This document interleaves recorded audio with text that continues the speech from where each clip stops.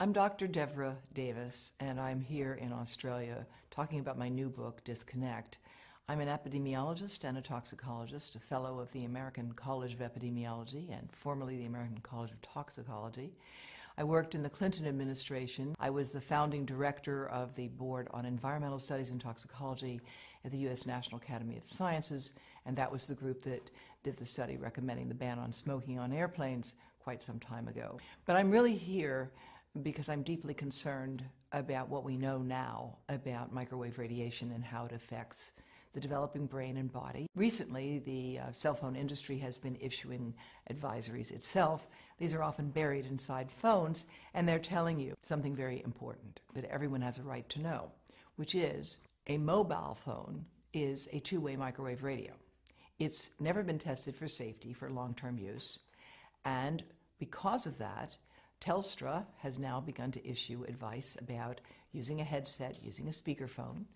In America, Consumer Reports, a respected publication, has recently recommended that no one keep a mobile phone in their pocket. And that's because if phones were tested in the pocket, the levels of radiation from those phones would exceed the safety guidelines that are currently operating. Brain cancer actually is more than 200 different types of diseases. 200 different types. And it's a terrible disease. Most people don't survive it. Their lives are shortened by it. What we know about it is that ionizing radiation causes it. And we know that from studies of people who got heavy doses of X-rays for treatment for something and then went on to develop brain cancer 30, 40, or 50 years later. Studies have been done that have looked at what happens to neural stem cells, baby stem cells, brain cells, when you expose them to mobile phone radiation. And what those studies find is that if you expose those cells, you can look at their membranes, and you find the membranes are weakening and opening. And all of these tests have experimentally indicated that mobile phone radiation can damage human brain cells, and it causes more damage to young human brain cells than to old human brain cells. Because when you put that phone here, your head is the antenna, and half of the radiation from the phone gets into you. That's the modeling work that we've done at Environmental Health Trust, which shows that a young brain will absorb the radiation almost all the way through the eye of a 3-year-old, and even an adult 34-year-old, it will still get into this part. And we are seeing effects of many different sorts as a consequence of this. Those who are on the front line of dealing with young children are deeply concerned about this at a professional level in the United States and around the world.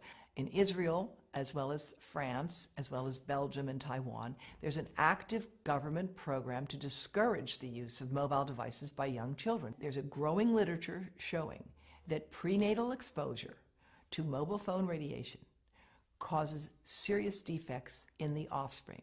Smaller brains, more brain damage, smaller livers, more liver damage, damage to skin cells as well.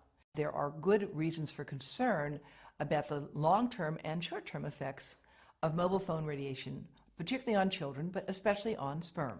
Now, the sperm studies have been developed in more than 7 different countries, and what they find is that the sperm that are exposed to current levels of mobile phone radiation die 3 times faster and have 3 times more damage on their DNA, indicating that mobile phone radiation is damaging to human sperm. More than 100 scientists have joined with me and with the chief of obstetrics and gynecology at Yale University Medical School. We have put together the Baby Safe Project, and they are handing out information to every pregnant woman that walks into Yale New Haven Medical Center, $4,500 a year, telling them how and why they need to avoid exposing the pregnant abdomen to mobile phone radiation. The breast cancer story in mobile phones is complex, as breast cancer is a complicated disease. Most of the women who get breast cancer are age 50 and older.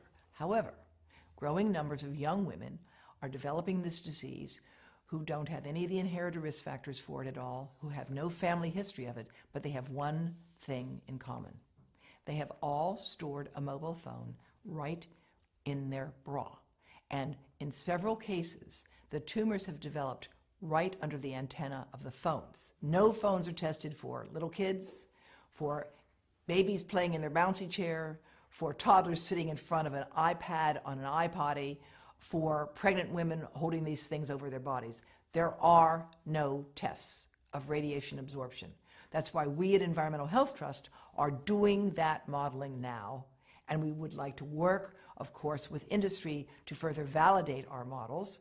But it's really critically important that we do this research, that we train people in this field, and that in the meantime, we join with other countries around the world, giving people safety information. You have a right to know that that mobile phone is a two-way microwave radio and should not be kept close to your testicles or your ovaries or your heart or your brain.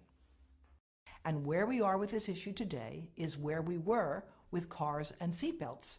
Australia has led the world in requiring seatbelts. It is leading the world with respect to handguns, and it can lead the world with respect to the right to know about mobile phone radiation. I'm very proud that Dr. Charlie Teo has issued a call for Australia to implement its current laws. You don't need a new law here. You've got the laws you need. You just need to implement them to give people the right to know about mobile phone radiation. And again, I'm delighted that Telstra's taken the first step. I think Arpanza actually does have information on their website about how to reduce radiation by keeping your calls short and telling you how to use a headset and a speakerphone. But there needs to be a more concerted effort to communicate this, just like the Canadian Parliamentary Committee on Health has recently called for.